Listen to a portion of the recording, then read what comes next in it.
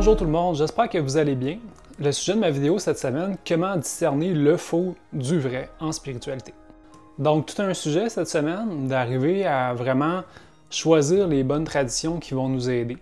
Pourquoi je vous parle de ce sujet-là, c'est que moi-même, ça fait des années et des années que j'étudie différentes traditions, différentes façons de faire, différentes personnes qui affirment qu'eux ont atteint l'éveil, ont atteint l'illumination, ils sont rendus vraiment loin ou bien qui ont atteint la maîtrise. Et au fil des années, à force de voir chacune des traditions, j'avais du mal à comprendre comment une tradition et une autre ont des aspects complètement différents et qu'aucune d'elles, en fait, ils vont se contredire dans plusieurs aspects. Puis pourtant, on a l'impression que ça marche pareil. Je vous donne un exemple, puis c'est vraiment quelque chose que quelqu'un me dit. Ah ben, va jamais voir un médium, parce qu'un médium, lui, dans le fond, il est en position de pouvoir sur toi parce qu'il va te donner des indications sur le chemin que tu devrais aller. Tu ne devrais jamais faire confiance à quelqu'un qui va te montrer le chemin. Écoute pas les entités non plus, ils sont là juste pour t'asservir, pour t'utiliser et profiter de toi. Puis là, moi, ça faisait des années que je communiquais avec des entités comme ça. Puis je disais, ah ouais, voyons donc, pourtant, moi, ça m'a aidé. Il y en a d'autres aussi qui vont dire, les chakras, tout ce système-là, c'est pour te rentrer un système de croyance, puis après ça, mieux t'utiliser. Donc, avec tous ces exemples-là, ça peut devenir très mêlant pour une personne d'arriver à dire, ouais, mais là, finalement, si tout est n'importe quoi, ça a l'air que je suis rendu démoniaque, ça a l'air que je suis rendu dans un autre culte, là, j'embarque dans une secte. Donc, pour une personne qui cherche à développer sa spiritualité, c'est super difficile de s'orienter puis d'arriver à faire des choix qui vont vraiment la soutenir puis l'aider dans son propre cheminement à elle. Je trouve que la meilleure façon de comprendre ce principe-là, c'est de faire une analogie. Fait que supposons que je suis une personne qui veut apprendre la natation, puis j'aimerais vraiment développer mes compétences en natation pour faire de la compétition, puis moi, je vise le loin. Je voudrais me rendre à l'élite. Je voudrais faire des compétitions internationales et performer dans le sport. Supposons que je commence, je suis débutant et je me choisis un entraîneur. Si je prends l'entraîneur de l'équipe olympique, il y a des fortes chances que ce que l'entraîneur niveau olympique va me transmettre ne va pas être bon pour moi. Parce que supposons que je suis un enfant de 8 ans. Bien, la force de l'entraîneur au niveau olympique, c'est la performance et l'optimisation physique. Moi, mon besoin en tant qu'enfant de 8 ans, c'est pas nécessairement de rentrer dans quelque chose qui est très, très rigoureux, comme on pourrait voir chez les athlètes olympiques. Je peux pas suivre le programme olympique, je peux pas m'entraîner 2-3 heures par jour, je peux pas faire une diète appropriée à la performance, je peux pas être trop dans le côté plus machine, parce que quand on s'entraîne à ce niveau-là, ben c'est beaucoup, beaucoup de volume, c'est beaucoup d'entraînement. Ben, si j'ai 8 ans, moi j'ai des besoins qui ne correspondent pas à ce que l'entraîneur rendu au niveau élite peut me transmettre. Probablement que si c'est lui qui me coach, je ne vais pas avoir de plaisir. Parce qu'un enfant de 8 ans, il a besoin d'avoir quand même du plaisir. Son développement cognitif il est rendu à un certain niveau et il a quand même besoin d'avoir l'aspect jeu. Pourquoi? Mais c'est qu'il faut qu'il ait du plaisir à faire ce qu'il est en train de faire pour qu'il puisse apprécier sa pratique et qu'il puisse la continuer super longtemps. Si j'ai une approche qui ne respecte pas ça, en fait, l'entraîneur élite va nuire à l'enfant, il va nuire à son développement.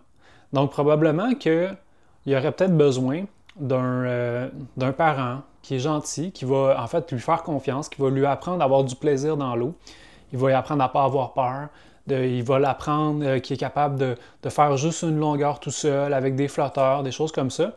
Donc, est-ce qu'il y a besoin de l'entraîneur élite? À ce moment-là de son développement, non. Et en fait, ça m'amène à un élément important.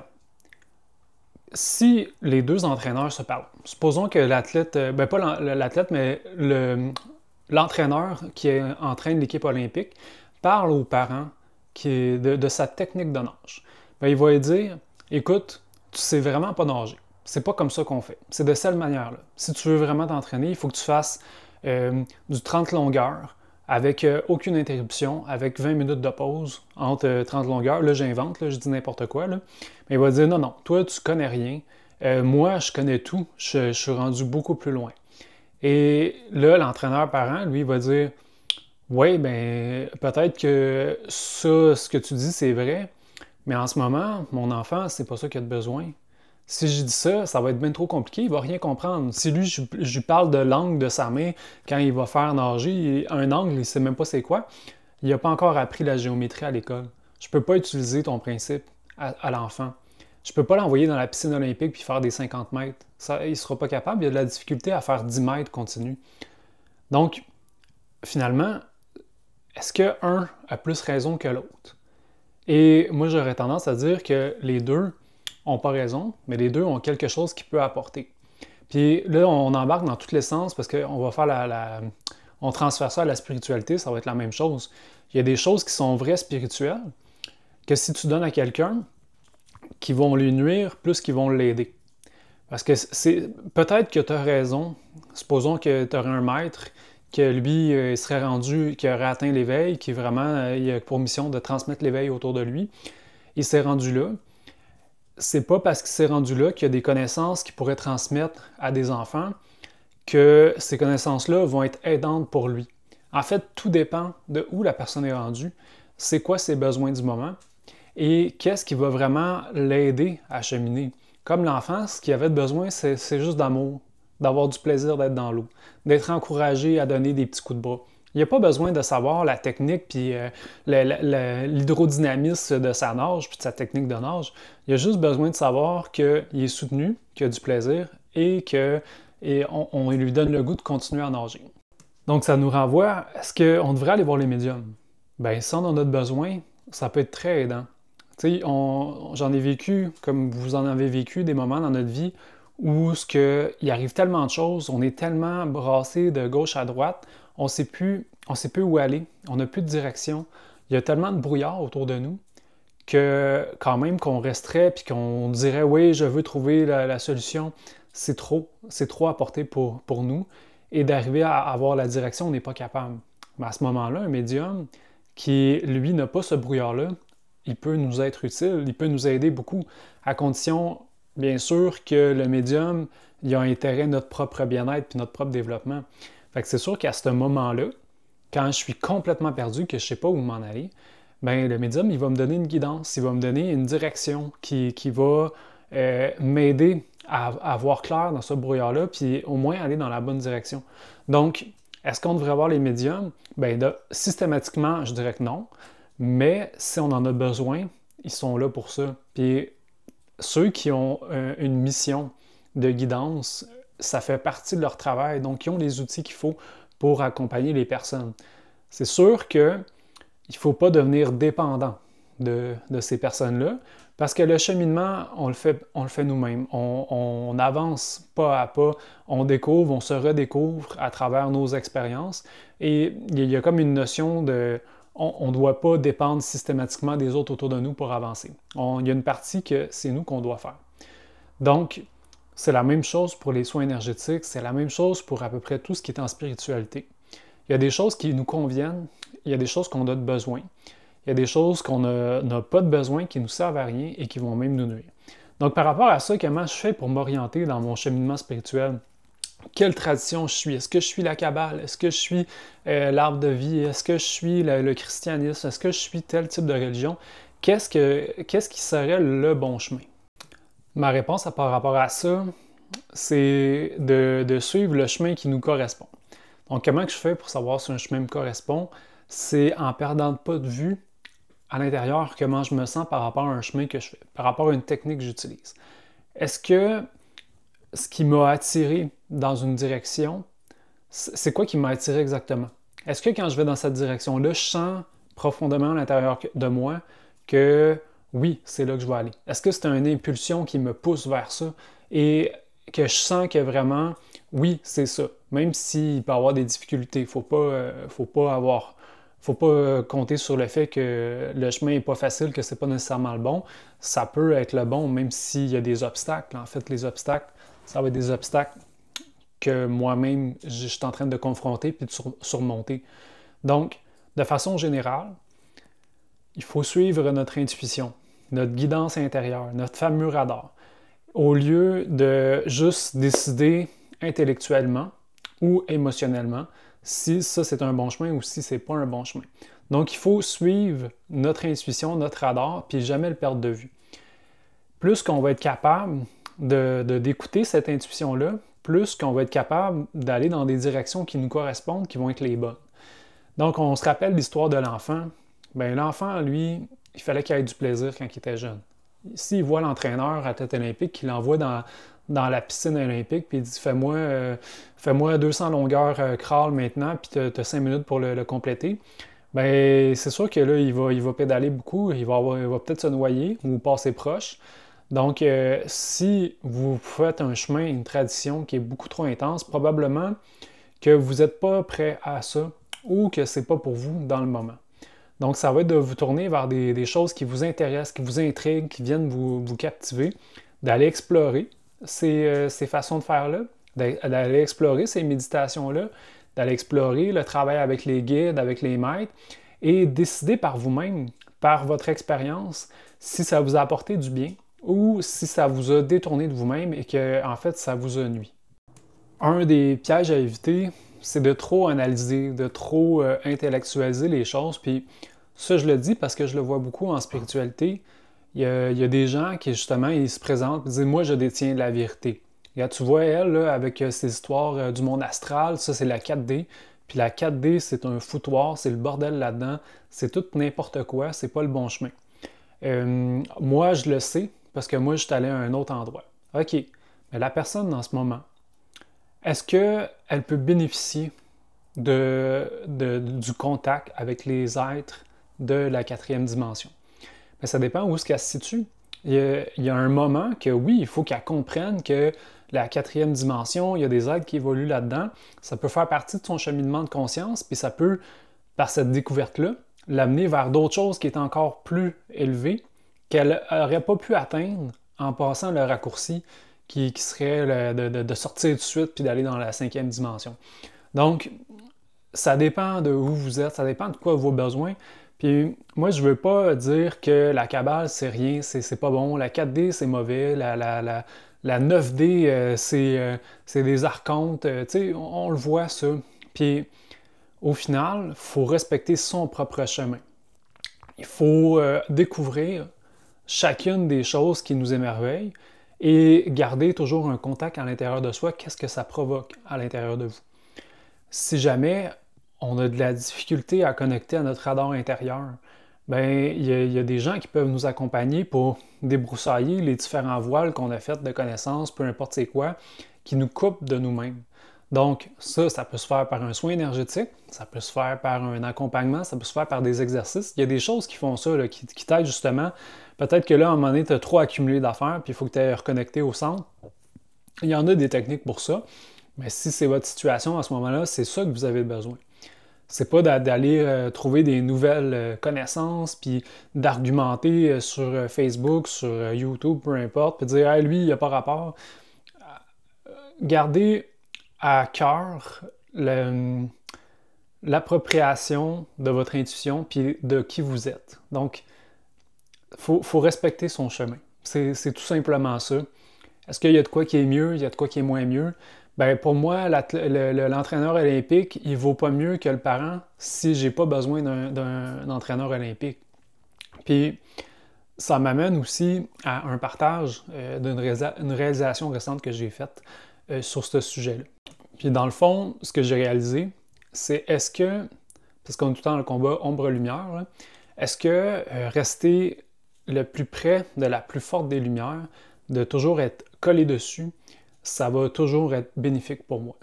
Puis j'ai réalisé que non, ça peut être négatif pour moi, puis ça peut nuire à mon cheminement d'être près et en contact avec des entités qui sont trop lumineuses.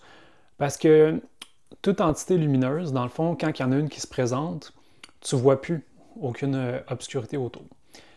Quand tu es collé dessus, tu es comme obnubilé, tu es ému, tu capotes, comme tu pourrais dire, puis tu te dis, voyons donc, c'est donc bien lumineux. Puis quand on reste trop proche, en fait, ça nous empêche, nous-mêmes, de développer une lumière qui va être comme celle-là. Donc, ça nous nuit de rester trop proche. Puis, souvent, ces êtres-là, ces entités-là, quand ils nous accompagnent, bien, ils finissent à un moment donné par prendre une distance, ils vont s'éloigner. Pourquoi? Ben, c'est que leur lumière est tellement impressionnante qu'ils nous empêchent, nous, d'avancer. Parce qu'on sent qu'on n'est pas digne, qu'on n'a pas on ne mérite pas. Donc, le fait qu'ils prennent une distance, ça nous donne une chance nous-mêmes de travailler sur nous et d'aller défaire les choses, en fait, qui fait en sorte qu'on n'est pas aussi lumineux, qu'on n'est pas aussi avancé au niveau énergétique, au niveau spirituel. Et c'est là qu'on va pouvoir éclore, qu'on va pouvoir germer, qu'on va pouvoir grandir. Et j'aime beaucoup l'analogie du soleil, du jour et de la nuit, et du cycle des plantes. Parce que quand il fait soleil, en fait, on a l'impression que le soleil, c'est la lumière, c'est la bonté, c'est le positif, c'est toutes les bonnes choses. Et que quand il fait noir, c'est l'obscurité, c'est les ténèbres, c'est les forces du mal, c'est toutes ces choses-là. Mais en réalité, les deux, ils participent à un même processus, puis sont essentiels. Puis le processus de création se fait dans l'obscurité. Donc, une graine qui a une lumière incroyable, parce qu'elle va créer la vie, elle va permettre à un être d'émerger, de se transformer. S'il y a trop de soleil, la graine va sécher, elle va mourir. Elle a besoin d'ombre, elle a besoin d'humidité. Donc nous, on a l'idée que l'humidité, la grotte, le noir, c'est négatif, mais c'est une condition essentielle pour qu'on puisse créer la vie. Donc au final, est-ce que le soleil, c'est tout le temps bon? Bien, ça dépend. Il y a des moments que oui, quand la plante elle a germé, elle a commencé à avoir des feuilles, elle a commencé à pouvoir se relier au soleil, à faire de la photosynthèse. Mais à ce moment-là, le soleil est utile. Mais encore là, il ne peut pas être toujours là. Il faut qu'il laisse le temps à la plante d'absorber les rayons durant la nuit, de transformer, de croître. C'est un peu la même chose. Donc, quand on est proche des êtres très lumineux, à un moment donné, il faut qu'on s'en éloigne pour que leur effet puisse germer à l'intérieur de nous, qu'on puisse faire naître les qualités qu'ils vont nous avoir partagées, qu'on va avoir pu voir. Donc, dans ce sens-là, il n'y a jamais l'ombre positive, l'ombre négative et la lumière positive. C'est toujours une question de circonstance, c'est toujours une question de timing. Est-ce que c'est ça le besoin en ce moment? Si la graine elle a besoin d'obscurité puis d'humidité, bien c'est ça qu'elle a besoin en ce moment, puis c'est ça qui est le plus lumineux. Parce que si elle n'a pas ça, elle ne pourra jamais germer. Donc, c'est un peu la même chose en spiritualité. Est-ce qu'une personne devrait se sauver d'une secte? Bien, ça dépend si c'est quoi son besoin. Si elle est tellement perdue qu'elle est complètement prise dans des emprisonnements profonds, qui seraient la drogue, qui serait l'alcool, qui serait la violence, s'il a été violé, des choses comme ça, bien, la secte, malgré qu'on pourrait dire qu'il y a des choses qui sont négatives par rapport à ça, elle va lui permettre d'ouvrir un chemin de lumière. Puis, éventuellement, quand elle va être prête, probablement qu'elle va quitter la secte. Mais c'est parce que la secte, elle a fait un... Puis là, tu sais, je veux pas dire que toutes les sectes sont bonnes. En fait, elle n'est pas dans une secte, là, mais vous allez à l'essence de mon message, là. Donc, est-ce qu'il y a quelque chose qui est mieux qu'une autre? Bien, tout est utile quand c'est le bon moment. Donc, quand on choisit d'étudier un courant, une technique, une façon de faire, une croyance qui nous est partagée par quelqu'un qui a beaucoup cheminé, il faut toujours garder à l'esprit est-ce que ça résonne en moi ou est-ce que ça ne résonne pas. Et ce que je vous suggère, c'est de ne pas entrer non plus dans des croyances, dans l'idée que ça va être supérieur à tel élément. Parce que dans le monde, en fait, chaque chose a son utilité, chaque chose a sa place, tout est à sa place. Et c'est pas parce que quelque chose n'est pas utile et bon pour moi en ce moment que ça peut pas être bon pour une autre personne. Donc, au lieu d'aller donner des coups de poing sur ceux qui disent que les voyages astrales, c'est mauvais ou que la 4D, c'est mauvais, faites vous-même votre propre chemin. Avancez, suivez, respectez-vous. Puis, en fait, dans ce respect-là, dans l'espèce d'écoute de soi que vous faites, ça va faire un long bout de chemin. Vous allez pouvoir vous rendre très, très loin en cultivant la connexion avec votre intuition. Parce que dans votre intuition, il se trouve votre maître intérieur. Puis dans votre maître intérieur, c'est votre âme. Et votre âme est connectée au tout. Donc, en cultivant ce lien-là, puis en le renforcissant, en même temps d'explorer, ben, vous allez élever votre conscience. Par exemple, là, juste de comprendre qu'il y a d'autres dimensions par une expérience initiatique que vous vivez, ça ouvre votre conscience à d'autres choses, puis ça vous rapproche du divin, ça vous rapproche de ce que pourrait être Dieu. On pourrait l'appeler comme ça, l'espèce d'être, pas un être, mais vous comprenez ce que je fais à référence, là, le tout. Donc, c'est dans notre propre cheminement, dans nos propres découvertes, qu'on avance puis qu'on reconnecte au tout. Puis, en fait, il y a des chemins, comme je vous ai dit, qui sont bons pour une personne parce qu'il est rendu là, mais que si tu es à la maternelle, c'est pas le temps d'aller faire des études universitaires. Tu n'es tout simplement pas rendu là. Et ça m'amène aussi dans le choix des personnes que vous choisissez de suivre, que vous voulez écouter. Si la personne, elle n'est pas à l'écoute de vos besoins, qu'elle est tellement obnubilée par son ego spirituel, qui est convaincu que c'est ça le chemin, et qui ne tient pas compte de vos besoins du moment, bien, vous allez vous en rendre compte assez vite. Si la personne elle travaille juste pour elle, puis pour prouver que son point est bon, mais plutôt que d'être à l'écoute de vous, d'être à l'écoute de vos besoins, puis de vous partager ce que vous avez réellement besoin, bien, probablement que ce n'est pas la personne pour vous en ce moment. Donc, de toujours, on revient toujours à soi finalement, parce que de toute manière, l'expérience que vous vivez, elle vous appartient. Vous êtes le propre maître de votre vie. Vous êtes le propre maître. En fait, c'est vous qui êtes dans votre corps. Là, vous vivez votre expérience. C'est pas à l'autre de s'approprier votre expérience. Donc, vous comprenez un peu toute l'idée derrière ça. Donc, pour conclure, j'espère que mon partage vous aura été utile et qu'il va vous aider dans votre propre cheminement. Moi, j'aurais beaucoup aimé pas prendre tout plein de rallongés, comme on pourrait dire, pour vraiment forger mon développement spirituel, d'apprendre les techniques que j'utilise maintenant. C'est sûr que ça fait partie du chemin aussi. Puis en fait, je vous souhaite un très bon chemin pour vous. Je vous souhaite le meilleur, que vous soyez toujours très connecté à votre intuition et que cette intuition-là vous mène à bon port, à l'endroit que vous êtes destiné d'être. Et je fais mention aussi, si jamais vous avez besoin d'accompagnement spirituel, moi j'offre de l'accompagnement à distance. Donc seulement vous rendre sur le www.omedoré.com. Allez vous renseigner, j'offre des programmes, j'offre de l'accompagnement individuel personnalisé, j'offre de l'accompagnement naturopathique pour prendre soin de vous.